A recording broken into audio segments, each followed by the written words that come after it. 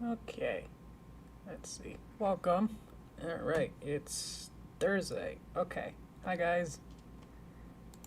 Let's see. Looking good. Check internet. And mic. Looking good. Excellent connection. And good mic on.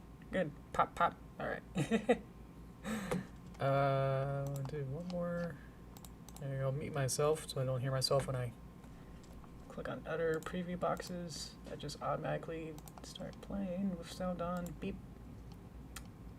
Okay. Let's see. How you guys been? Let's see. Okay. Let's get it in. Boop, boop, boop, boop, boop. Hello. Hello, with my little, I got a new costume. It's a bee. I was trying to do some bee puns, but apparently I ran out immediately. Wow. Okay. Good to see you.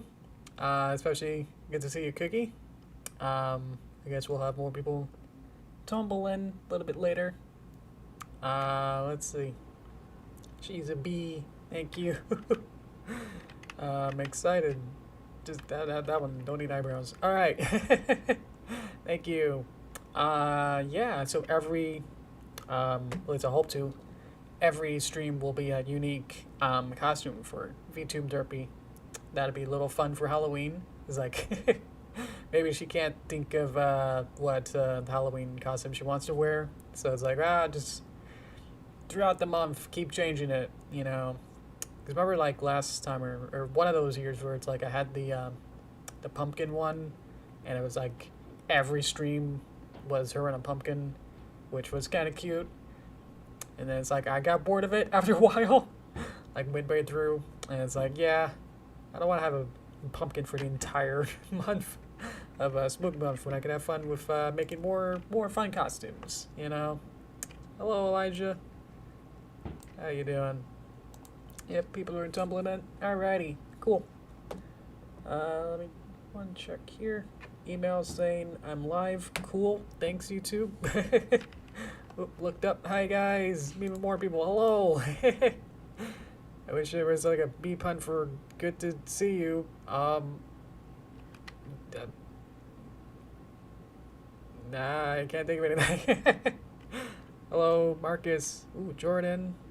I'm doing good. Thank you for asking. Feeling pretty refreshed. I got a new costume. Feeling pretty good. Feeling pretty snazzy. I forgot about eyebrows. I sent them too. All these hotkeys for stuff, for the puppeteering stuff. Oh boy. Yeah. Sorry, I talk in second person sometimes. Let's see. Is that right? I guess I talk in third person? Oh well. It's like Elmo. Let's see. Good. Like paper derpy? Thank you. Have you? Whoa, whoa, whoa. How have you been? I think I broke my rig actually. I think I held too many things. Oh, probably on numlock. There you go. Okay, I pressed numlock. I have all my keyboard shortcuts to like all the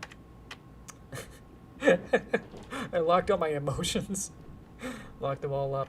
I hit numlock because I have all the hotkeys set to my numpad. So they were just locked and I couldn't unstick my eyebrows. Okay, let's try that again. Okay. How have you... I think I did it again. Yeah, it's too late now. How have you been? Okay. Try to switch like eyebrows mid talk, but didn't work. Okay. Hello, cartoons. There you go. Alright, let's get going. I got lots to do. Let me see what we got here. So we got the 3D view here. This is a camera view on the left. So I can't really rotate it around unless I go out of camera mode. So it's kind of like my preview mode to see what's it going to look like in the final render. But this is where I usually work, is in the left one where I got the 3D view and I can rotate it around.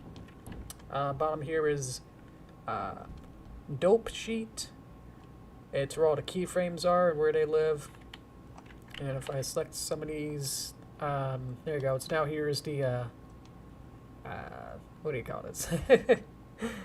The graph editor. The graph editor shows a lot of little points and how they kind of translate on the 2D axis.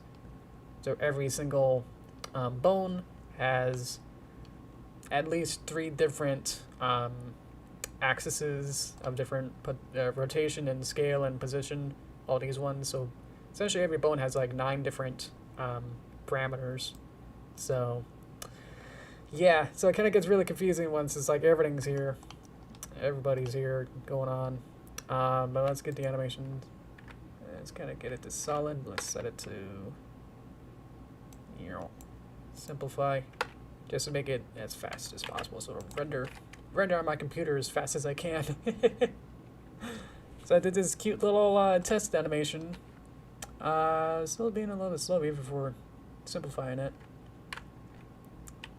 Does that work? It's getting closer to speed. It's like almost speed. Probably streaming now, so probably breaks it a little bit. Trying to play around with that. Yeah. So I kind of modified it, kind of adjusted it to have a little bit more bounce to it. I played around with more hair physics and stuff, so that's been fun, playing around with that.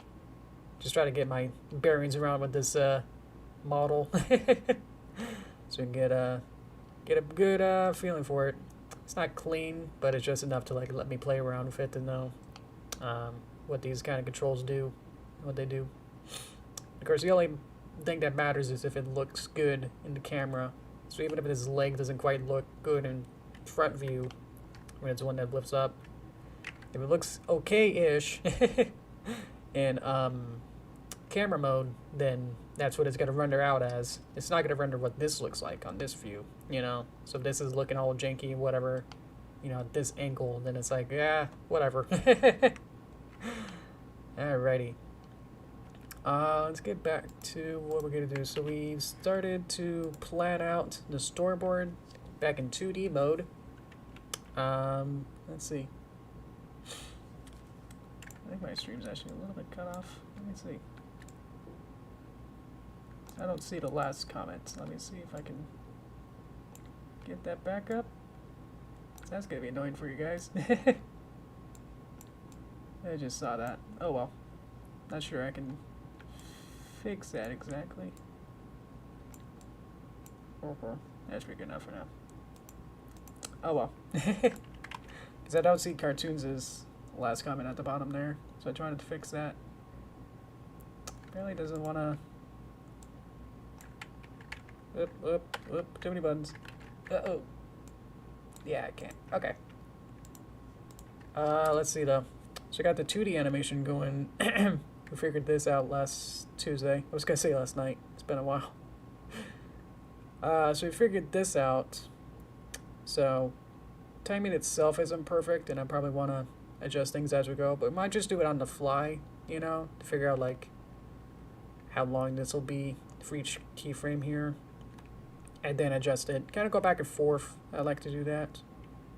Is if either just kind of with the movie more so, is if oh Joker, with the movie I tend to kind of animate it pretty fully, like 70-80% in 2D first, and then in the last whatever couple of days of working on it of a shot, let's say of a schedule, think of it as like a month-long thing. That's like the last couple of days would be putting it into 3D and starting to play around with it in 3D and physics and stuff, simulating stuff. So and it's just kind of going back and forth to see like, does this work in 3D now, and stuff. So at least for now, it's going to be roughly 140 frames.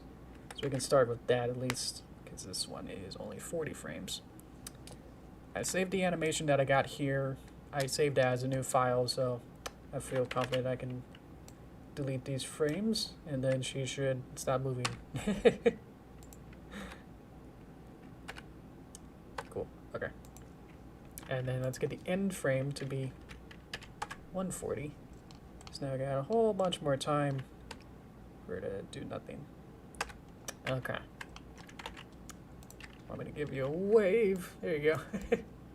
Hello, Joker. Welcome. Thank you. It's a lot of practice. It's just kind of dabbling with different mediums and try to do, you know, if you're not really good at one section of animation, maybe try a completely different medium, you know.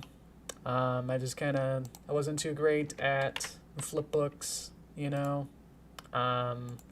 Drawing and like traditional drawing wasn't super my speed. I was always found a little bit tricky with that. I'm gonna add a tree that we need to make a base generic something. So let's make a, actually not that. Let's just make a cube and then I'll model it. Yeah, just find it easier to just find something that you're sort of good at or like find a medium that you're good at and then just kind of stick with it and just keep trudging on with it. Like don't stop, you know, or else you'll like lose your momentum and everything. Or you start losing, like, especially with 3D computer stuff, you're gonna lose all the keyframes or the different keyboard shortcuts and stuff, you know. Same as how I'm doing here. It's like, I think this is the right button. Okay, so I'm just gonna quickly block out a super simple tree model here, just so we can have something to work with, you know. Not gonna go too crazy here. I want a maybe like an ecosphere. But yeah, the way that I kind of got good at animating was just like I got good at puppets and rigs and not really relying on per se just like actual drawing. Duplicate. Gonna make this somewhat cartoony with this kind of, obviously it's hard to make this look too, make a low poly tree look good. I'm gonna make this more like maybe like Animal Crossing style, where it's kind of like that. But yeah, I found like it was much easier to just kind of work on like animating and focusing on animating when you don't have to worry about drawing. Which sounds bad, but it's like, you know, you want your drafting skills, but also it's like in our modern age, you don't absolutely need and like super require drafting skills. It's not a complete necessary anymore, as much as just getting performance. And if you can do that without drawing frame by frame, then I think that's okay. I think that's still valid. So that's kind of how I do it. So and people like what I do, hopefully. So I think it's okay. There you go.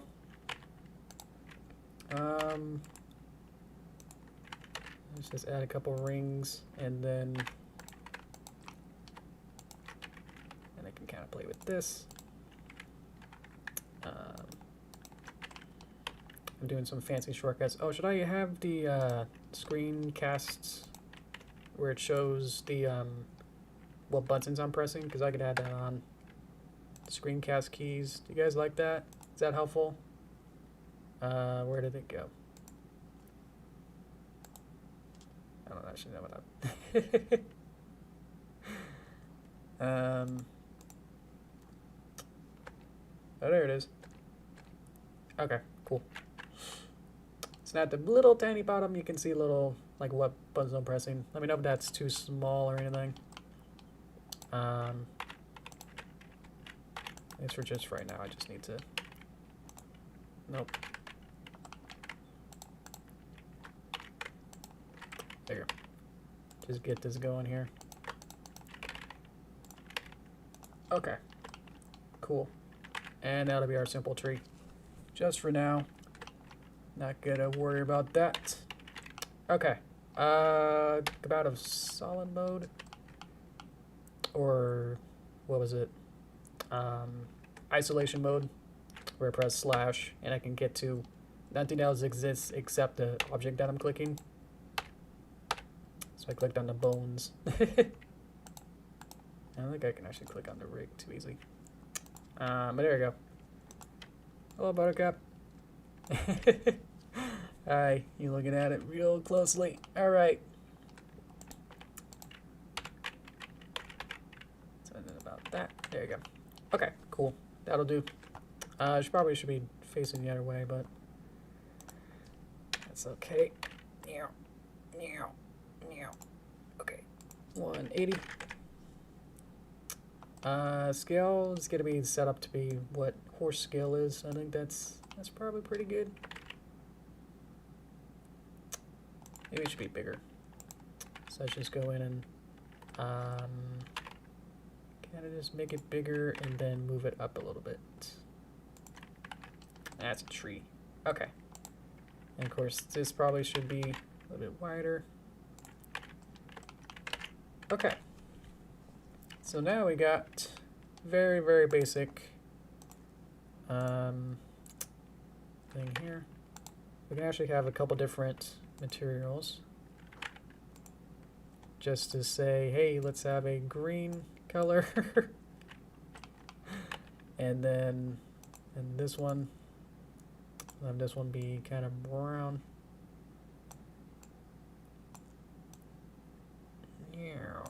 Okay.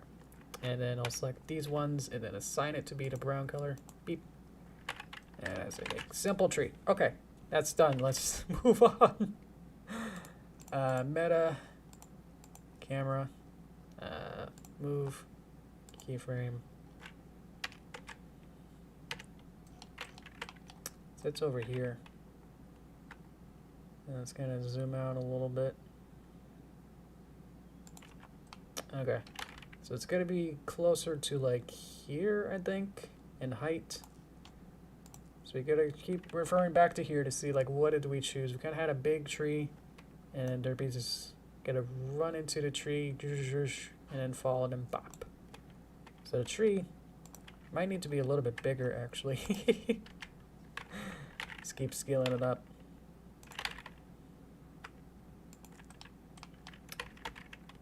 Maybe just kind of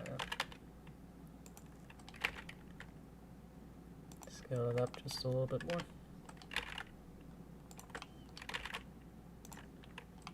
Okay, that should be good. So now I can get the camera again and say, where should we put it?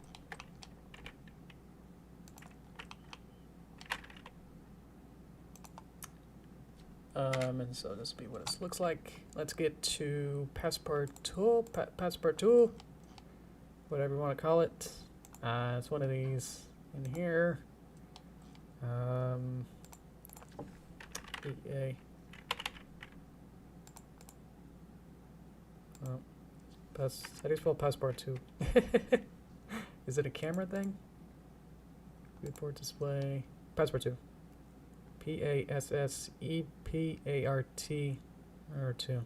Okay, so I like to have it be like virtually 0.99%. So it's like you can kind of see like a very like low ghost image where it's like you can still almost see what's going on, but unless you got a good contrast or anything on your monitor on your side, probably can't see it. But I like to have it so it's like it's basically just like Passepartout is the it's like vignetting outside of the camera work source. So you can see what it did is that it made everything outside of where the actual camera shape is, which is this rectangle, makes it invisible, like it doesn't exist then. Okay. Expected horse. Okay. Should we start planning her animation? Are these are in the right spot? So basically she'll just run through the tree and we'll have like a, this is our basic tree dummy. So this is our tree dummy that just for right now is just for reference and just to get something without having to spend like a whole couple, who knows how many long streams to make a full tree. That's what I'm doing. Hopefully that makes sense. You guys probably got that already. You know what's up. Let's turn the specularity on some of these off a little bit. So we're going into the material sliders and starting to like turn some of these down. I was thinking of having like leaves on the tree, which should be good, but also maybe like have individual leaves and have like particles and play with those. So so the background should be fairly realistic, but I don't know like super how much, you know. Just like enough, I guess, or as enough as realistic as I could probably make it. Okay, so I think for this I should probably let's put it back into 0.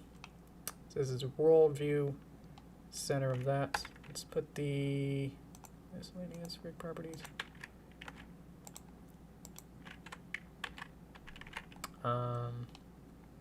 Simplify. Was simplify on or off earlier? Okay, that's simplify on. Simplified. I did not make this rig. Let me also phrase that. So, CreatorOfPony is the creator of this pony. So, yeah. So they made it. Let's see. Oh, Purple Toast, welcome. It is really cool. I'm having a lot of fun with this. It's weird because it's like I was so intimidated by a lot of this. Okay, so that's my rest position. I was like just trying to learn rocket science and music theory at the same time. So it feels like. I think it's Alt R, Alt Scale, Alt G.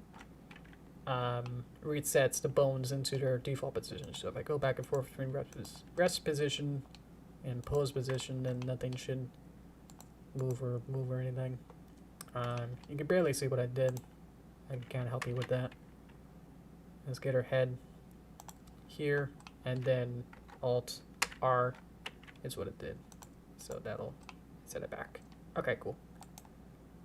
Let's play with the whatever else I want to call this. What is this? It's just the main rig.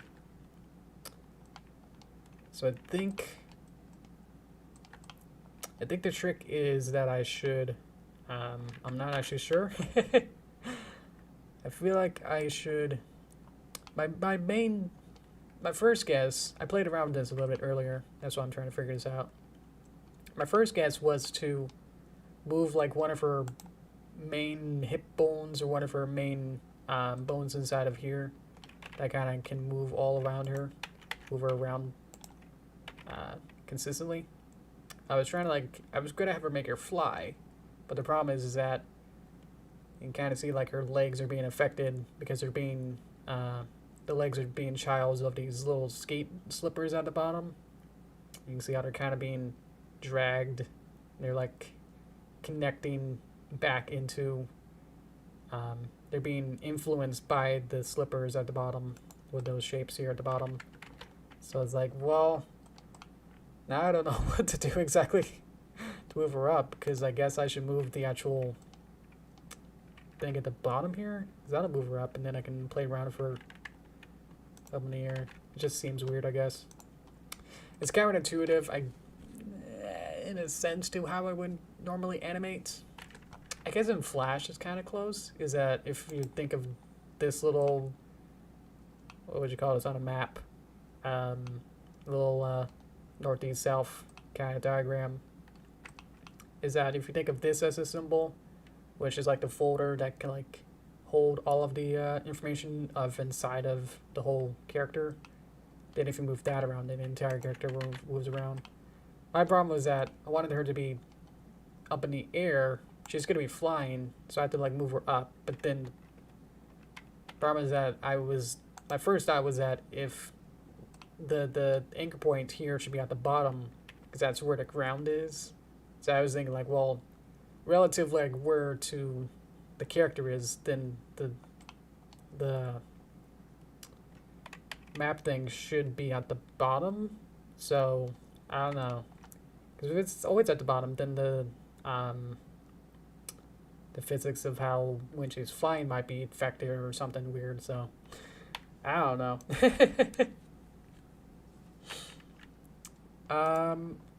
If I dabbled with Source Filmmaker, I dabbled for like a half hour, and then I watched like 3 hours of tutorials, and then never really understood what they were saying.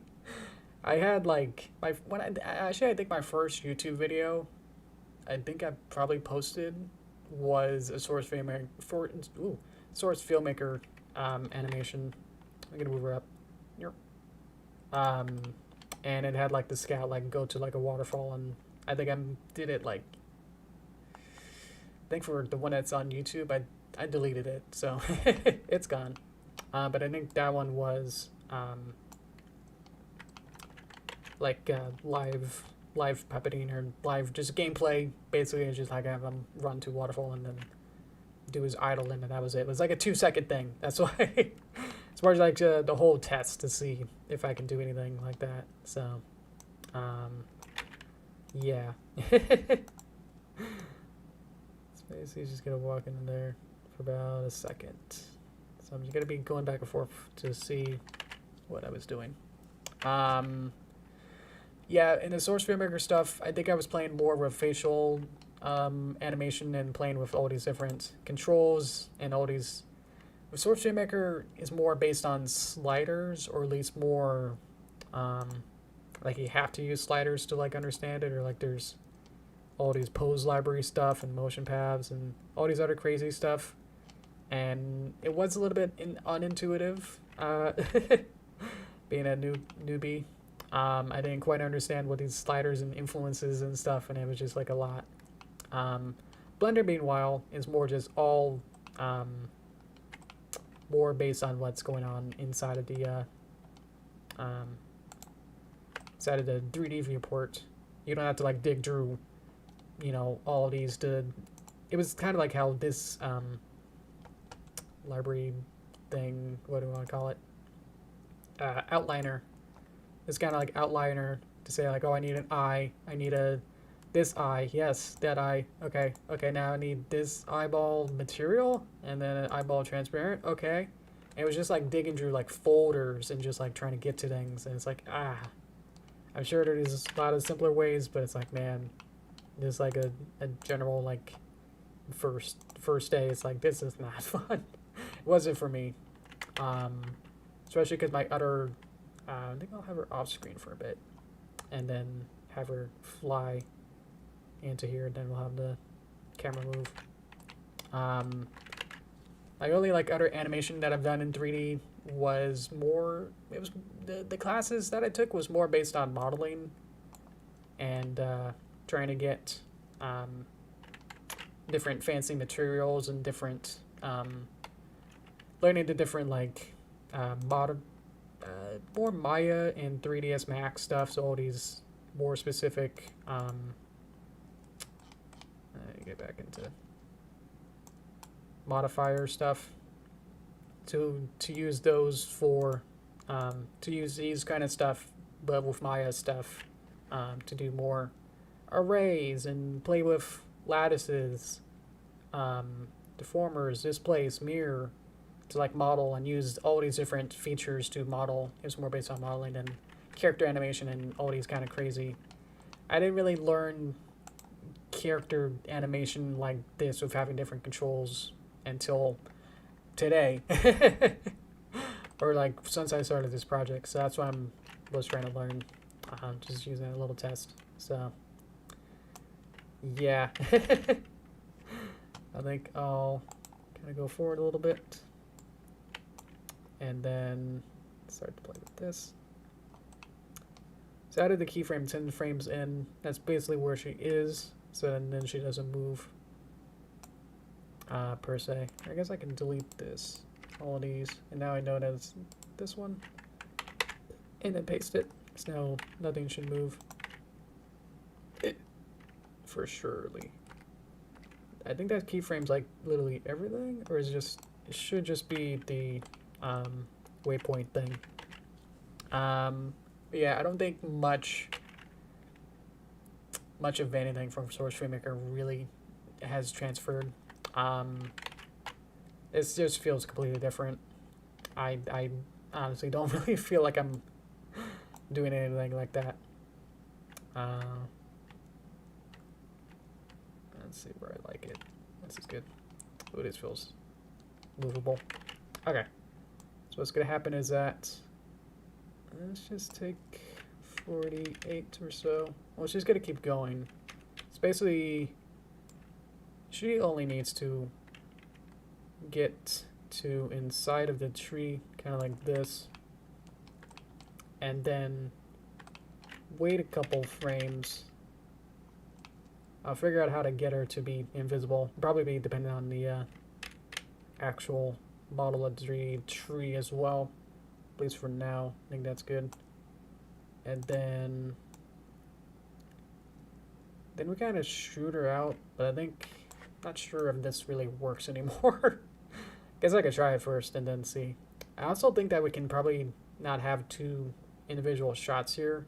And just have like the camera just whip down from this pose to this pose and then kind of follow her along.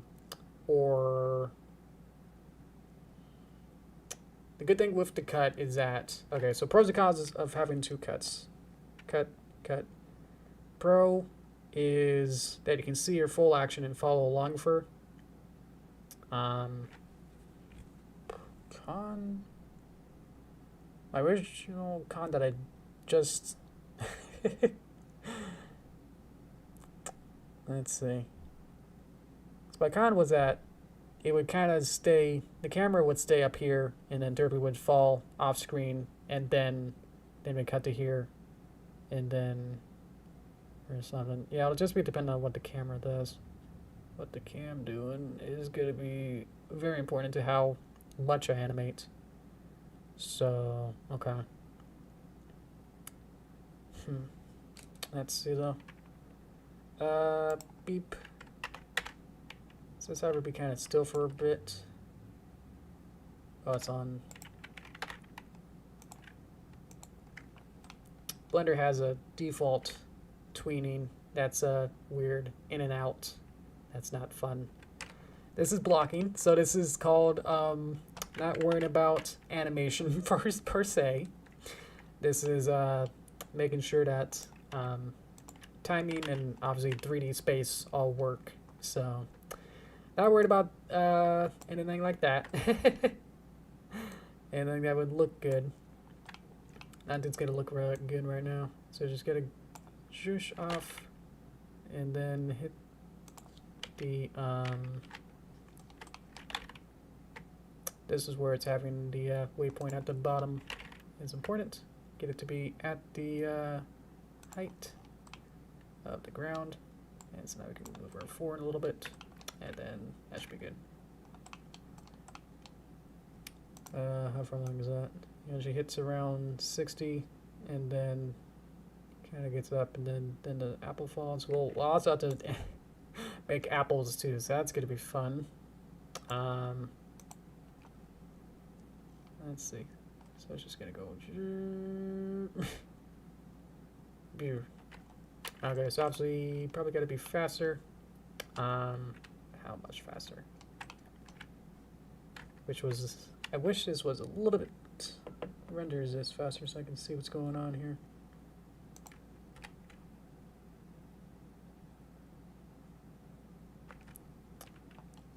It might be good, it's hard to tell. Let's see, just set this to linear though. So obviously the less keyframes that I have to work with, the better. That's why I'm not trying to like pose her into the first part right now. So obviously this is, just doing this is a lot easier to manage with just a couple keyframes. Okay. And then everything else will be dependent on the other, all the other bones, make sure everything's good. Camera. So we'll have the camera start here.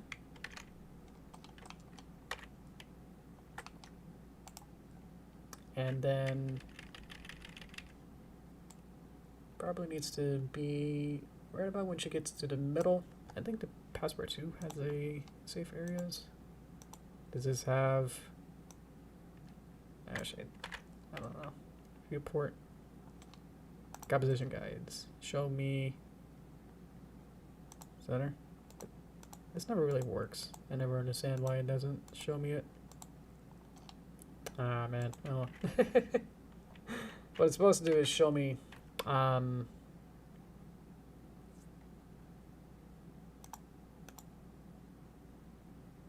where... Actually, I lost where it was. I just looked away. Now I don't see it. Oh well. I get like the thirds and stuff so I can see like where the center is. Kind of like eyeball it. So we're going Y. Beep. Let's see. Thank you, Ben. Hello. Let's see. Follow along. Get to her in the middle. Get to like where she stops, which is around here. Another Y.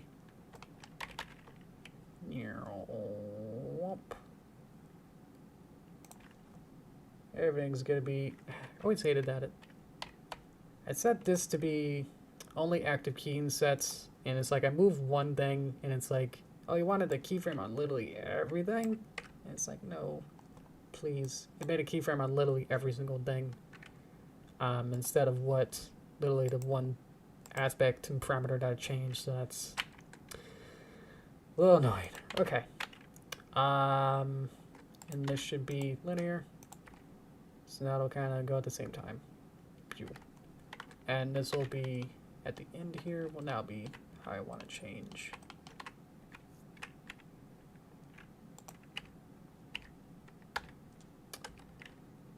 Change the storyboard from what we had. Is either to cut or... What do you guys think? Would you rather the camera from here...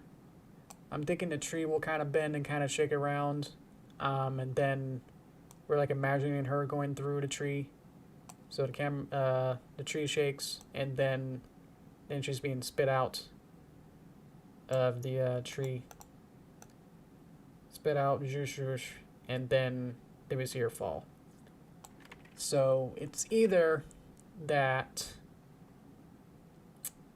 it just cuts to the position at the bottom here, or it's a nice glide with the camera to like have the camera like somehow follow her.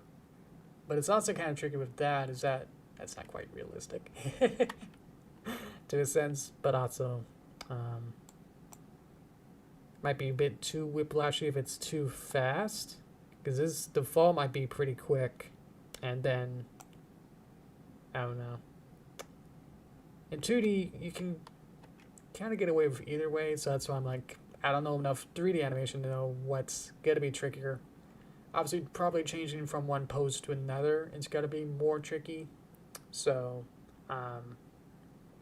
yeah, I think it's probably be better to just have a cut. Might make timing easier.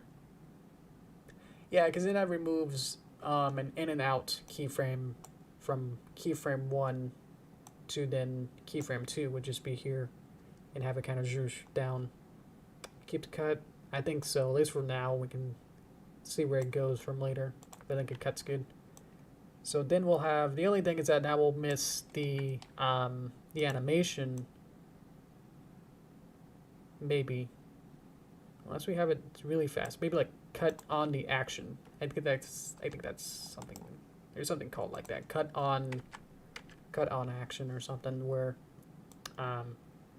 should be like halfway through falling, like you see here, like on this frame, and then on the next frame should be off screen, so then we can animate the camera move over a little bit and go down to the floor, and then kind of move over a little bit. So now it's going to be, all right, we need to have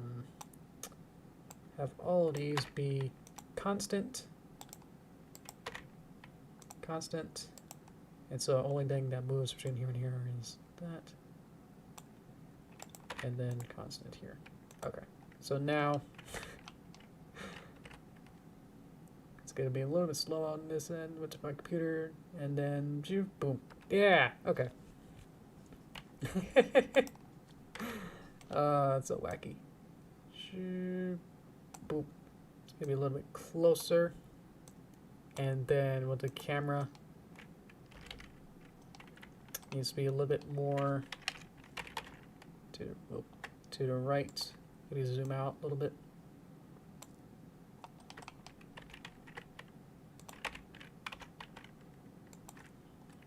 So now we got boop, got. And so for here, she's not going to stick to landing. She's going to be falling, boop, boop, boop, and then we'll get this. So actually, this might actually work. So then we'll have it be closer to the storyboard. And then we'll keep this pose, and then we'll have her get up. And then we'll get the apple, which will be around frame 100. Let's just get that in for fun, for the blocking, you know, to get all these going. Say that we got everything we need as a dummy so far. Mesh, icosphere. Let's see. I wanted to change it. I think it's good. Let's change the material. Give it a new material. Give it a new color. Red for now. No specularity. No roughness. Maybe a little bit of sheen. Maybe a little bit of specularity. If it's too much, it's like reflecting the entire world. So just a little bit. Let's make it a little bit reddish. Okay. That's good. And this is our apple dummy. Oh boy. Thanks, Cookie. And hello, Sasha. Welcome. Let's set this back to zeros just for funds. So it's down the middle. And then we'll animate it based on these ones. Okay. Scale is probably pretty good. And then, because it's actually out of reach, out of view for right now, it's okay to be in there. So around 100, we're going to have keyframes. And all of these will be constant, so that I definitely won't move. And then for next keyframe, let's move this back a bit.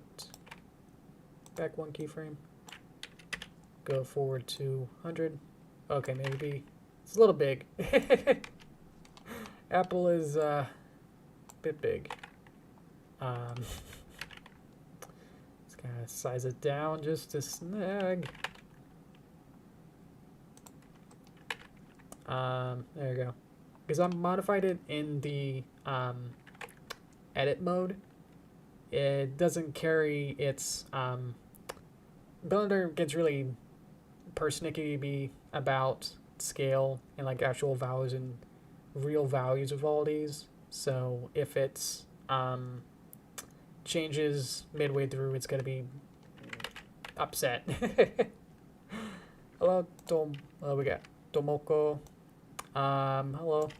I'm using the standalone version. For the longest time, I didn't know that it was on Steam, so yeah. Yeah, I'm just using the standalone desktop version. So I'd like to get it a little bit further. Yeah, what's kind of there was a movie? Oh wow. I definitely know a Disney show. Let's wait for like a couple frames and then pop. I don't know what it'd be about. This is all pretty basics. One thing that I think Blender should have, I think like natively, should be like an onion skin mode. I'm so used to like how a lot of animation programs have onion skin. So it makes it real easy to see what's before and after. It's just insane that Blender still doesn't have one built in. I should say. Bop. Boom. Is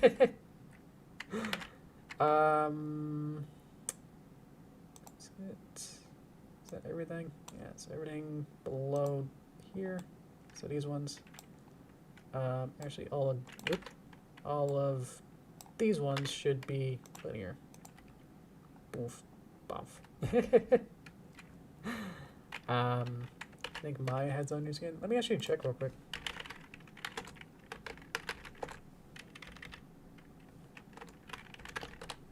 Oh yeah, onion skin. New onion skin tools for Maya works as a viewport extension. Yeah, it still sounds an extension. Is there one? People asking, so it seems like there might not be one. Just from these. Very small. I know that there is an extension for Blender onion skin. Let's see. Onion skinning. Okay.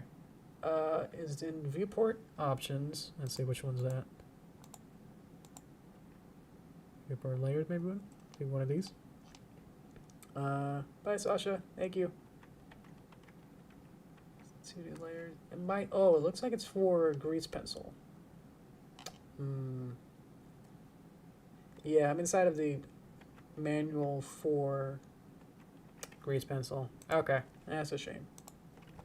Be nice to have it for 3D, especially with like how 2D orientated I feel like I am. That's like I would rather it be built in somehow. There's a real life Up house in Utah. Well, what's a like in Up? They were like supposed to go to South America. What's it doing in Utah? That's funny. Yeah, I don't know if like heard of it is a good term, but definitely know about it. I know that there was a Simpsons house, like a real life version of the Simpsons house. That was apparently a person who won it was like, I don't like the Simpsons. I don't want it to be Simpsons house. I want it to be regular old house. So I'm just gonna destroy this house that was specifically made to be you know, Simpsons and I wanted or whatever. But I'm just gonna make it a regular house. So people who spent making it in Simpsons house for a couple months, whatever. Yeah, whatever. I think that's the story. Where it's like, oh, cool. And whatever. Bonf. Bonk. Get it? Okay. But there we go. That's our very, very, very basic blocking. Shush. Probably some timing with how fast she falls will probably be depending on how I pose it, especially like from here. Probably like, let's get her to be more closer to on this side first. And then she falls. Maybe a little bit slower so you can see her. Bonf. Okay.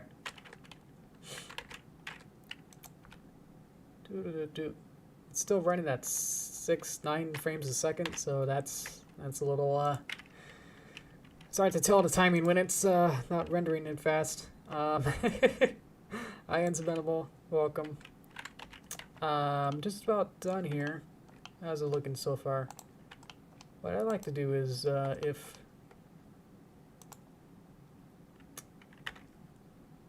let's like the house. Apple. There you go.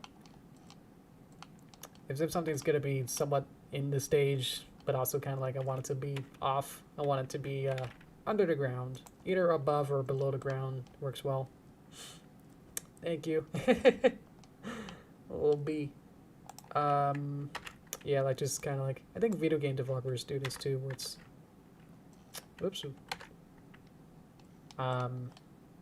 they kind of like hide characters and geometries before they're supposed to be called in. They're like literally just outside the boundaries.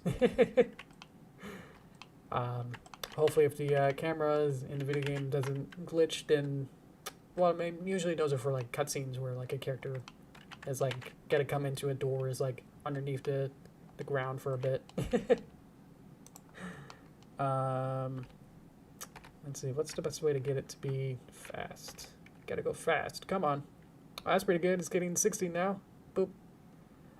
So a lot of work is gonna have to come into here. Especially getting all these poses that I'm thinking of.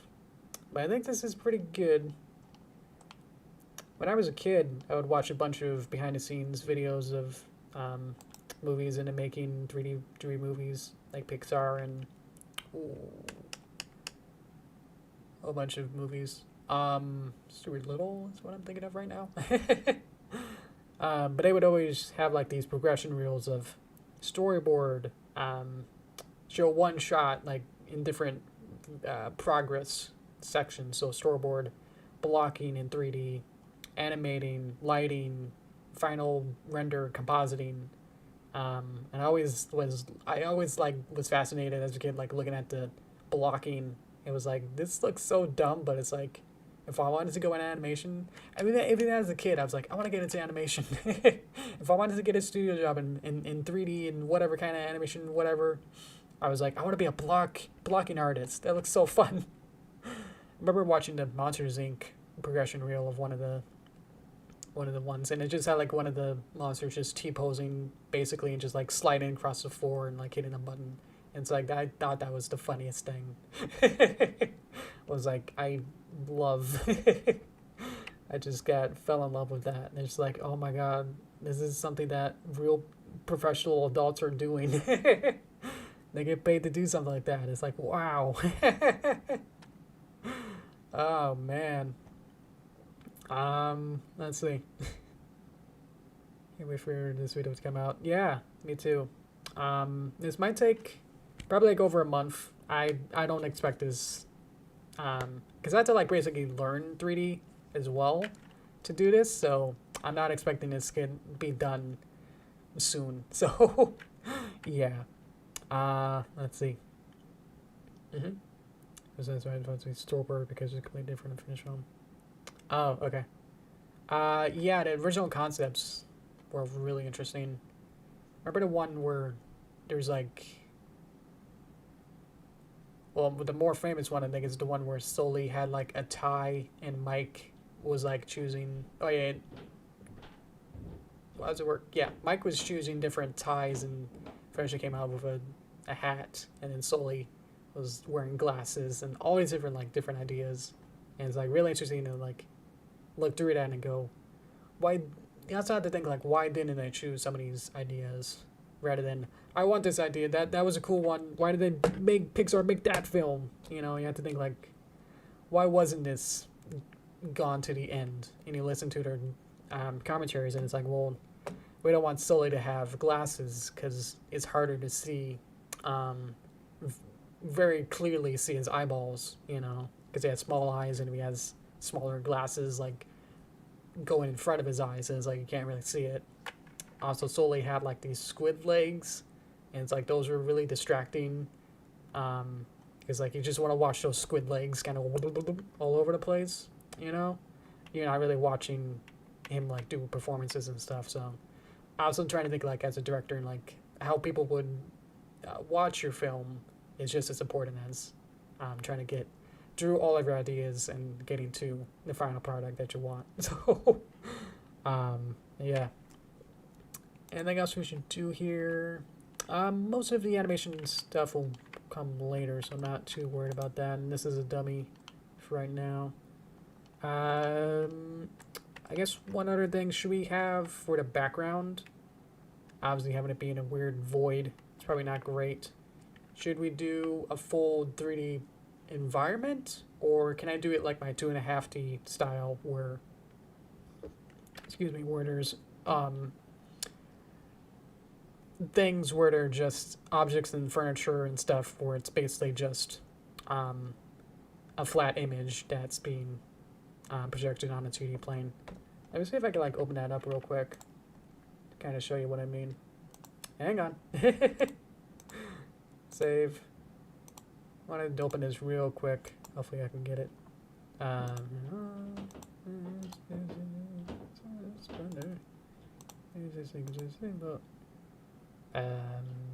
Chapter 5.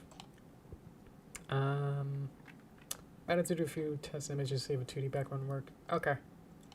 Let me open the dining hall section, I think. This might work. Let me just render it real quick. Get the textures and lighting and stuff going here. Ooh, this one has a lot of characters. That's gonna take a while. Okay, I think we're good. I'll just show this real quick. So this is the Chapter 5 animation. If you haven't watched it, please go watch Chapter 5. Otherwise, this will be somewhat spoilers. But yeah, this is the inside of the steamboat. So I literally took the steamboat 3D model and just kind of cut it. I started with its, the full exterior of the steamboat, and then just cut away to remove the fourth wall so that the camera can be outside of it, basically. And so they all kind of fit inside here. This is what I mean. That's like most of these objects in here are, you know, the tables and stuff are 3D. But as soon as you kind of rotate to like this view, it's like you can see like the characters are 2D, but some of these other objects are 2D. Kind of works that the spoon and dishes and stuff are 2D flat because that just works. But then the salad, I was like, I'm gonna reuse my salad from the city chapter, and then I went ahead and just like, I'm gonna make a 3D something, so it's gotta be a little teacup that has something in it. I don't know. It's a very, very basic model. So there's not too much geometry going on to make it simple. But it's fun to like model it. Mostly it comes down to like the texture work, because if you take off the texture, it's like, this looks like a very, very low poly, not great. I mean, even if you put this stuff on it, it still doesn't look realistic, but at least it has a style that kind of meshes with everything else, so it's not quite out of place too much, you know. Doesn't stand out, especially if you look at this guy and his little cup. Doesn't matter that, you know, it doesn't look realistic as much as, because the characters aren't realistic, you know. Chandelier, you don't really see it too much, but I work to have every single candle have a little flame on it, and each flame is also 2D. If you look at certain angles, it goes away. So yeah, this is kind of the style that I'm more thinking of. That's like 2.5D in a style where it's like not every single ruffle of every, it's not a cloth simulation. It's not, you know, the chair isn't completely rendered out. There's no ruffle bips. This is a texture that's on top. So if we remove the, you know, this is a 3D. It's like there's a lot of 2D stuff going on here. Even the flames are 2D, you know. Go over here, get to this guy. I think, yeah, this is the one where instead of like making the entire piano become fully modeled, it's just kind of, it's one big block that has the texture onto it, the picture. I also had fun with this. It's completely impossible to see in the movie. It's about this size. Might be able to see it like barely here, and it's only there for like a couple frames. But I took a screenshot of the sheet music that I was playing. The music that's playing in the movie at the time is this music. So might not be the exact measure because it kind of actually rotates a little bit. I animated it to like rotate. So it's like a player piano, and I wanted something that beat on it so you can kind of see what's going on. See something. So I animated the the sheet music as a texture onto this player piano. So that was fun. Like the curtains aren't fully rendered out, they're also 2D. So there's a lot of like little tricks that kind of show that's not all the way fully 3D. It's still paper, you know, it's paper derpy, so not everything is gonna be fully 3D. So I had a lot of fun making this. Might be able to tell. I was like, this is really fun. So that's kind of like been thinking that it's not good for the derpy one, for the 3D animation, fully 3D one. I could do something like this, is what I'm thinking. That it's not every single realistic bush leaf is rendered out in 3D as a model, but it can be just a flat and it's an image and be like a bush and have a style to it. So the entire background would have to have a style kind of thing. That'll determine whether or not we want photorealism for the backgrounds or this kind of cartooniness, kind of fun. Where they're all 2D and flat. Yeah! Okay. Let's see though. Sorry guys, I got really into that. I just wanted to explain it real quick. Let's see, because I think some guys came in here. Hello. Did I say hello, Unspinnable? And, good. What's up? Go up. Wow, thank you. Hello. Look pretty cute. So it's been enjoyed for you seeing the after stream. That's neat too though. Thank you. Let's go to Toys of Time, and now I can look at your stuff. Boop. Here's more fan art for you guys. Thank you so much for all the fan art as well. Let's see. I see a Discord message. Let's see it. Boop. Oh! Oh, I love it. Thank you, Cookie. I will save it. Save image. Let's see. I will put it in the... where do I put it? I will put it in the disk. Yoshi stream. Fan art. Oh, you call it Honey Muffin. Oh, that's cute. I love that name. Thank you. I saved it, so let's see. Might have to like restart it or refresh this, so hang on. Yep. We'll see if it shows up. Might take a bit. There's a lot of other fan arts that are also equally amazing. Thank you guys. Alrighty. How you guys doing? Hello, Benson. How you doing? We're wrapping up, but still have time to talk. So how you guys doing? I think my chat went away, or it's just there's no one talking yet, or maybe that got broken. We'll see. If there's a new chat, it should show up. Try to move this over for one little sec. Let me set things up. Okay. Let's see. How are you guys doing? Oh, there's a chat. Okay.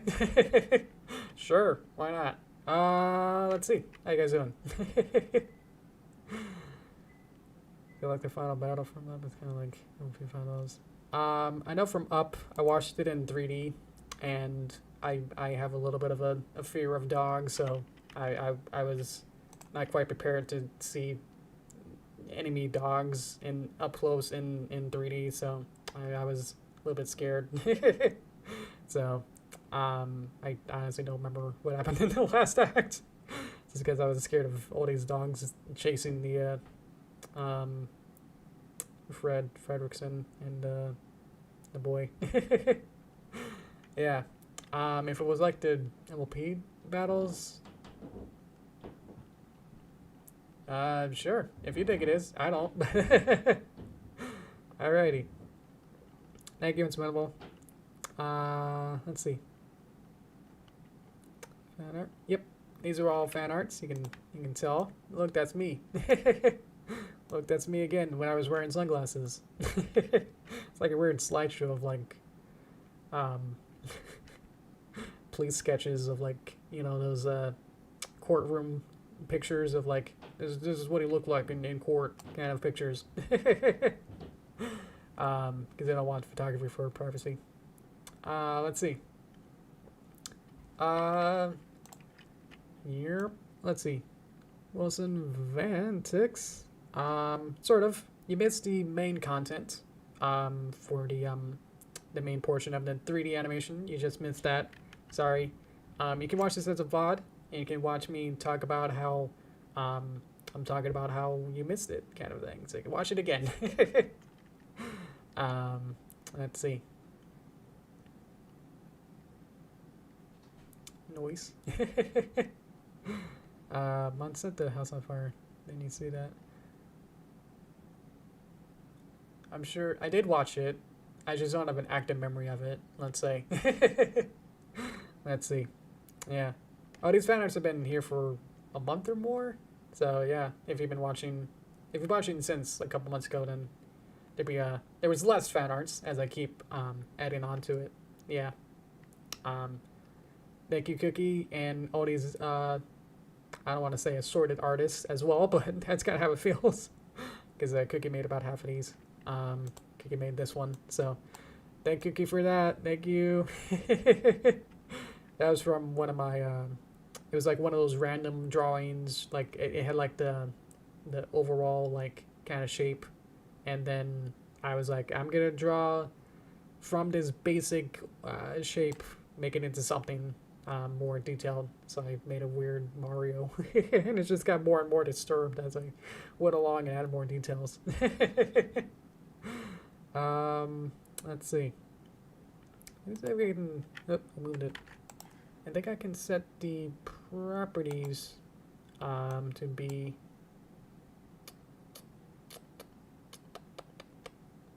automatic slide mode, automatic manual. Oh, I can use hotkeys to move it along. No, that's okay. Oh, there it is. Randomized playback. I'm gonna stop randomized playback, and then that should at least make sure that all of them get seen. That should be working. Okay. We'll see how that works. Now we gotta wait a couple minutes. Or I guess I can do a hotkey to get to it so you guys can see it. Let me do that instead. Automatic.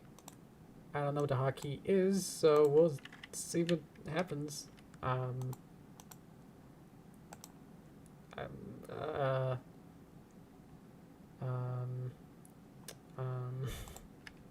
It's not that. It's not that. It's not that. It's not that.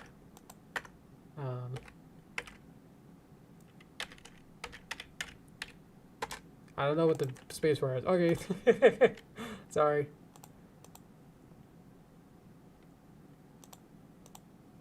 Okay. There we go. Okay, sorry about that. Trying to figure out what's the best way to do this. Debugging all this. Okay. Hopefully it should continue. There we go. Okay. And it's set to not randomize. So let's see. Where are we in the list then?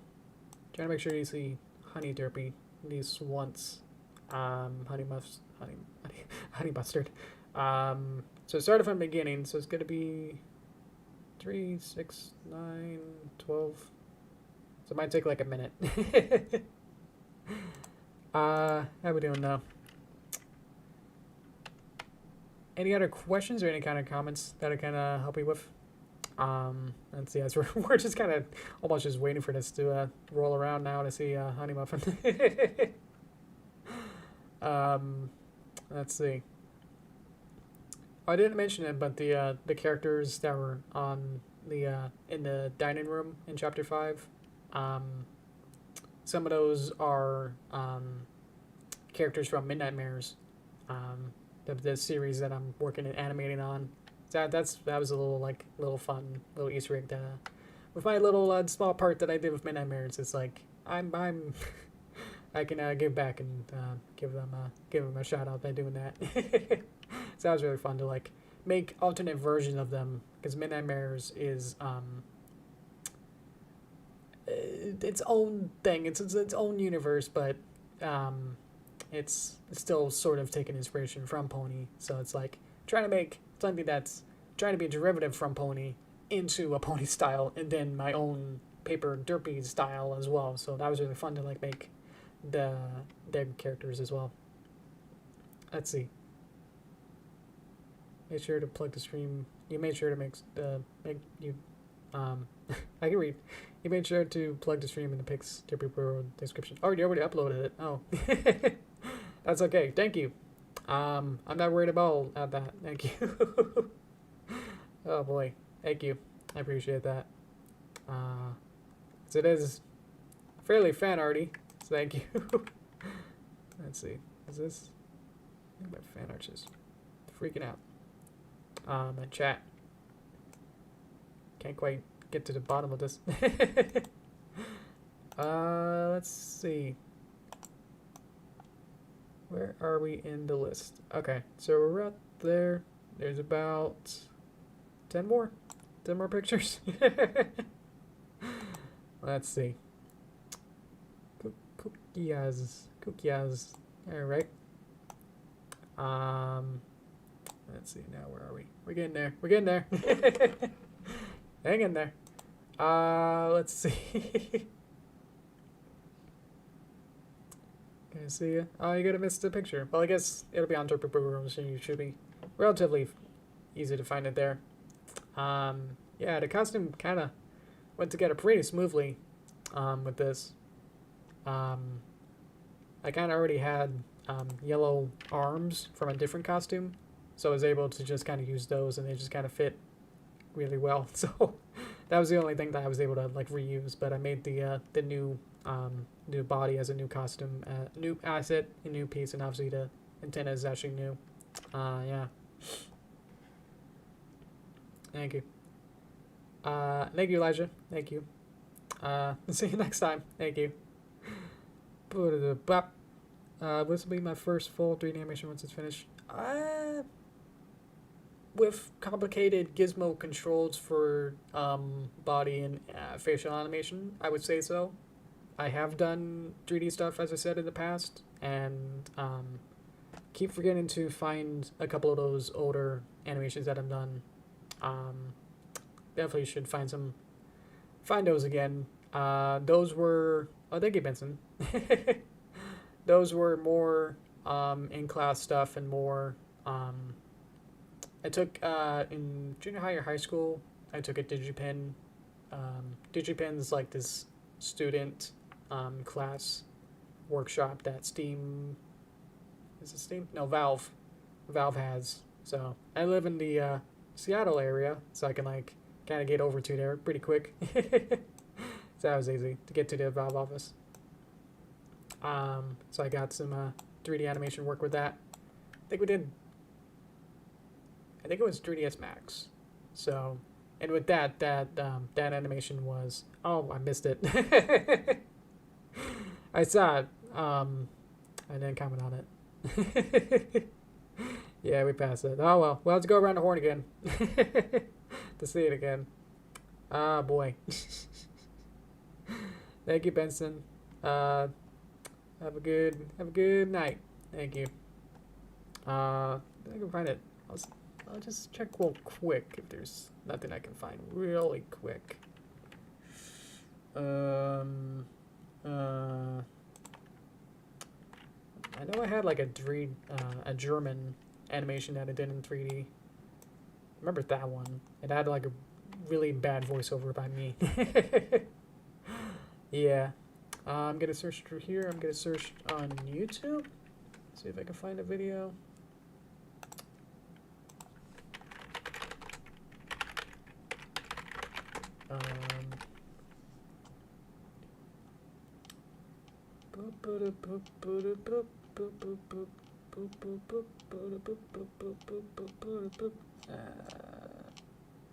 Love when I search for something that I think would be perfect tags on YouTube, and it's like, How about no? We'll find other things that have more popular tags for you, so it won't actually find it for you. I may have also deleted it too. I know in some other hard drive somewhere. I think even in my grandparents, they must have downloaded the video. Because I found it on their computer one time. It's like, huh. You have on your desktop, you have, on my grandparents' desktop, they had one of my 3D animation videos that I made. So I was like, huh. It was really cute. I have like two that I can think of One was more creative one that was like all of my own story. It had like um, a monkey magnet. It was really short. It had like a refrigerator magnet that had a monkey picture on it, and there was like it like woke up and was like Toy Story, and then it saw like a banana magnet, so it's like trying to climb up the refrigerator, which I had to like get from like the lower. It was like a refrigerator that had like two sections. So like on the bottom section was the monkey, and then the upper section had the banana. So like the monkey tried to climb up and got to like the edge, and then like the human opened the refrigerator door and sending the monkey flying, and then the monkey's on the floor going, "Oh no!" And then the human picks it up, and then it like cuts to like the human like in front of the camera, and the monkey and the banana are then next to each other, and the monkey smiles, and the end. And that took like a whole week to animate because I spent so long making the other magnets on the fridge. And eventually, like the other tutors were like, maybe you should have stopped making other magnets and focus on, have you done the animation? And I said, no, I want to make the other 50 magnets that I have in mind that'll be on a fridge that's going to be off camera. Please. So, yeah. Thank you. Yeah. I learned from the best, you know. And the other one was for a final for German language class in high school. I always get junior high mixed up. It was is that the picture? No, it's just yellow. The German one was using a whole bunch of words that you learned over the class, make your own. Yeah, it wasn't 3D specifically. The German one was do something creative, make a creative video that uses, it has to be all in German and has to use, at least, 10 words that you learned in German class. That was it.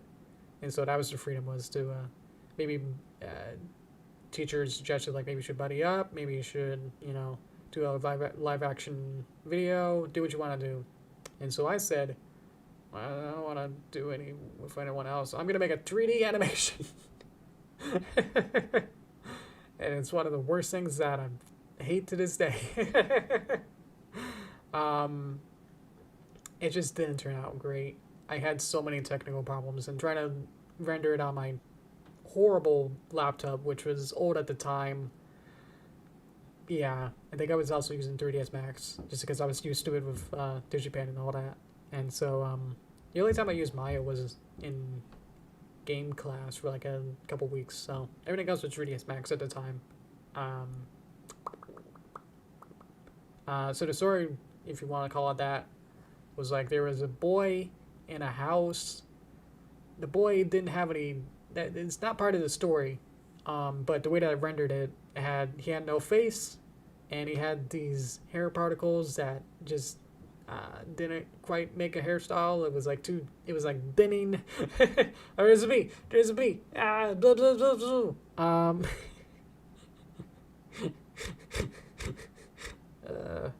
Thank you. That was a part of it either. There was a boy in a house, and then there's a couple of rooms. I think I reused the same house from an older project as well for 3D modeling. And then the boy walks outside of the house, and then there was, how did this work? Remember, there was a cat, and then there was a balloon. I think, I'm gonna mess this up. I think the cat was attached to the balloon, so it was like a flying cat that was suspended by one balloon. And then the balloon kind of, it must have deflated, and then the cat fell down, and then I think that was it. And that was just really persnickety about, there was like a 3D text that was there. And then, oh yeah, was that like, I think it was all subtitled. Because the way that my voice recording was, it would close your ears. it was like this, and so the younger with the katsu, it was very spear and balloon. So sorry. So it was like that. It was like, man, I had to do subtitles, and like the only way I would do that would either be edited in the Microsoft Video tool that's really bad. What even was that? Windows Movie Maker? Yeah. It was either that as an option, or to put 3D text inside of the video. And I think I did 3D text for the whole thing, and subtitles. Which, what do you know? 3D text that has depth and has subsurface scattering, or the one where it has shadows on itself. So yeah, you couldn't really read the subtitles either. So yeah, I think that was it. It was pretty short, but it just had like a storybooky kind of feel to it. But yeah, I think the YouTube Kids kind of videos are badly animated. This one was leagues more weird and bizarre and badly animated than those. If you imagine those, even with those, they had like, the YouTube Kids ones have faces, and some of them emote, even if they have ugly expressions. Mine didn't have a face. I think the way that I modeled everything was using primitives, which of course is a valid thing. You can use primitives and kind of then mold them into a different shape, Oh, it is. That is disturbing, but it's just like not greatly quality-wise, The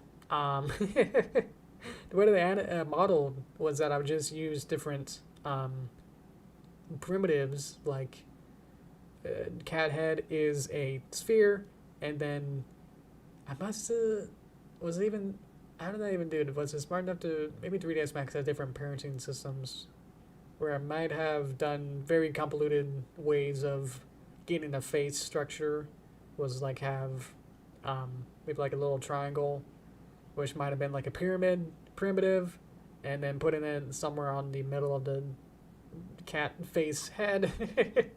Then either like parenting it through some complicated rigging with that, and then moving the, I must have done it in a good way, hopefully, I think. I don't know. Otherwise, the worst way would be if I don't parent the nose to the head, then every time I want to move the cat or the head, then the nose would fall off. So, yeah. I noticed, yeah, you have to like imagine it, because I just searched for it real quick and I didn't find it. Let's see though. I have an Arctic 3D folder.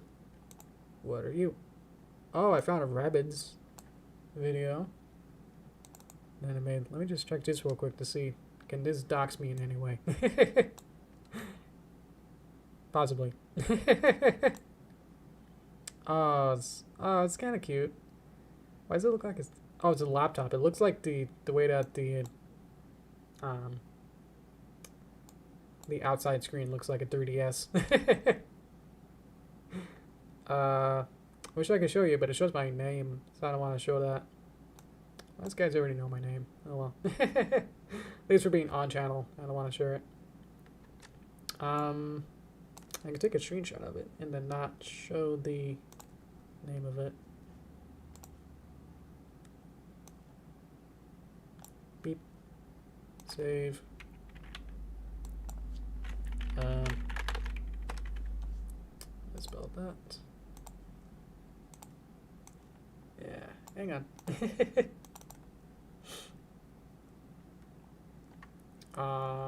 Main screen, turn on. Beep.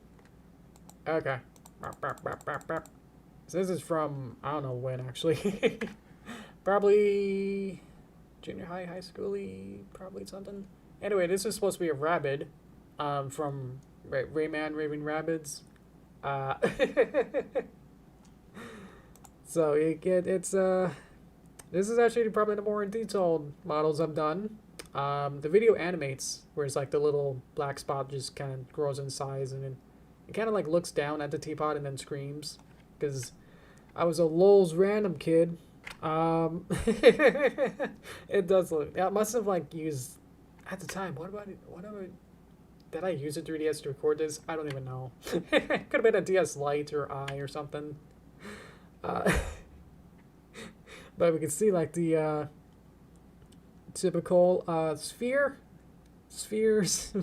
for everything, and then what do you call it? A cylinder, and then another circle.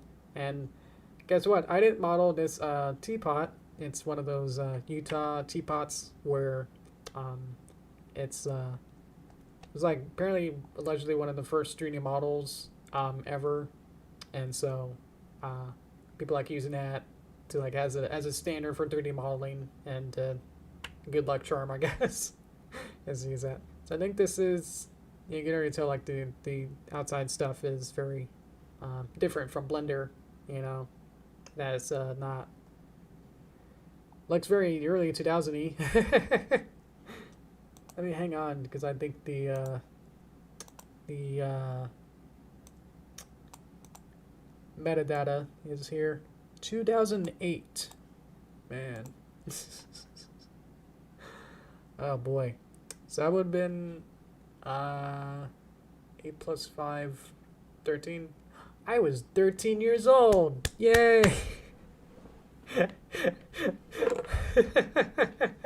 What were you doing? Yeah. I was doing this.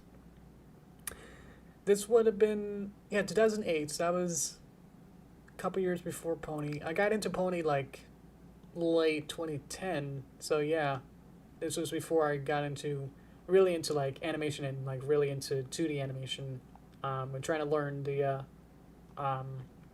double rainbow puppets and trying to get those ponies to move around. So before that, I was moving weird rabbits around. Oh boy. Yeah, there we go. So I found something. There you go. It is a video, but I don't want to show it because it's like a shaky cam that like shows everything. So for my own privacy and everything. Sure, shaboopa. Okay. Hope that was fun. That was the only thing in my 3D folder. Apparently. I think there's got to be other stuff that I just don't know the file name exactly, which is not a good thing, because I'll never find it. I have a MISC folder. There's a whole bunch of old stuff I got in this folder here. I got Poundful. Oop, it's giving me a security thing. Ah, jeez. Okay.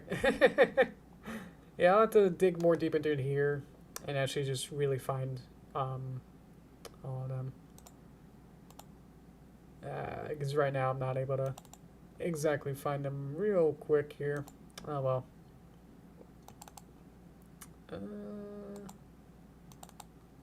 Let's see.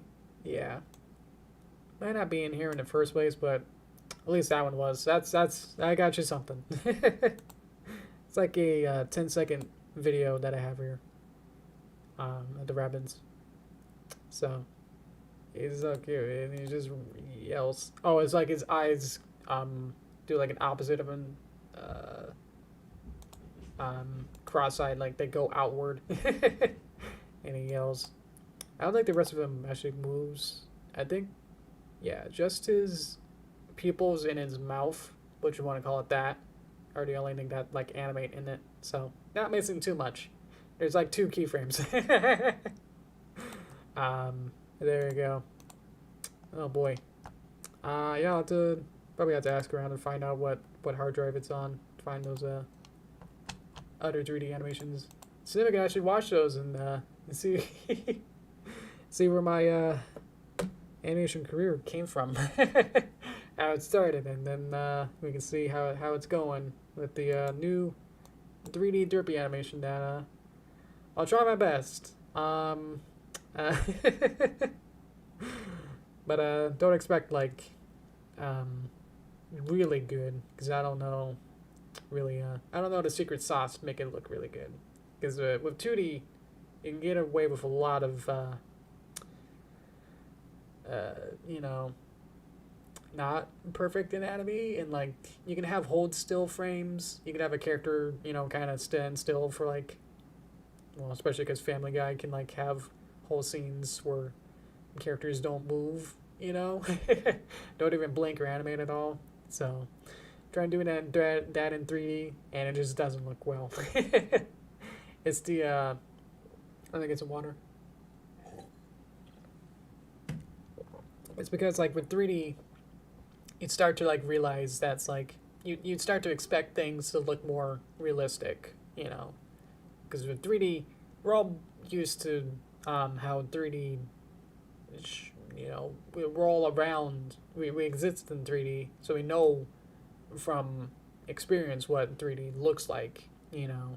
So we kind of expect 3D animations and photorealistic stuff to behave in a very specific way that's realistic. So once you go into cartoons in 2D, then your suspension of disbelief starts to, you know, grow larger.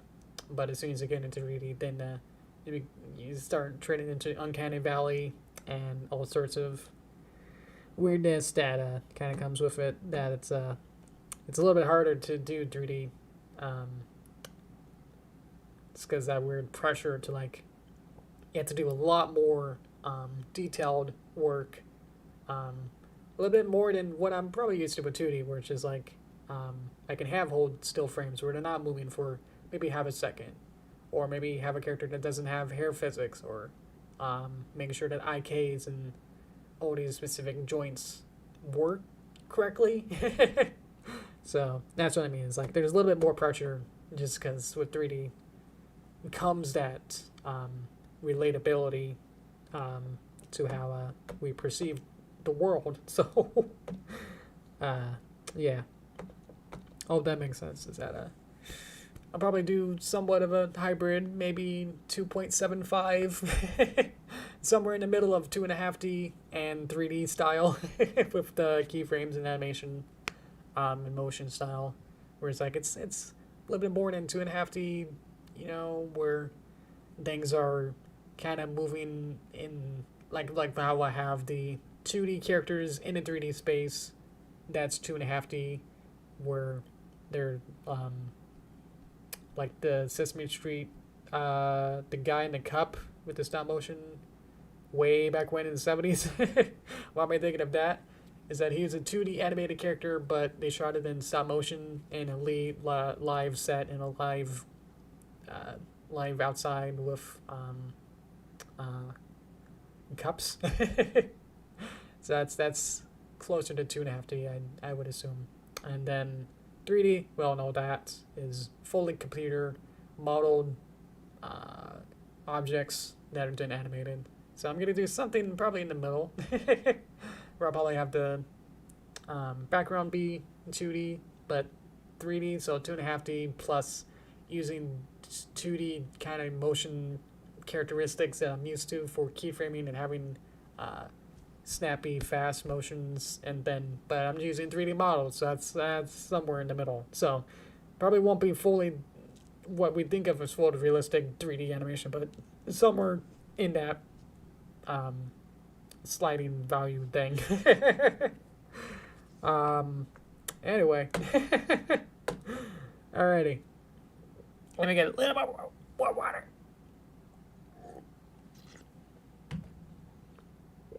Okay. Yeah. Excuse me. Okay. Whoa. I think we're good. I think I'll wrap up. I'm getting a bit loopy. Probably should have food to make sure that I stay stable. Okay, I'll wrap it up. Thank you guys so much, especially for being really patient with me all these times that I've had these weird little hiccups and tried to do the hang-ons for a bunch. And I'm not doing too much work per stream, but I think it kind of shows like this is the whole process, you know.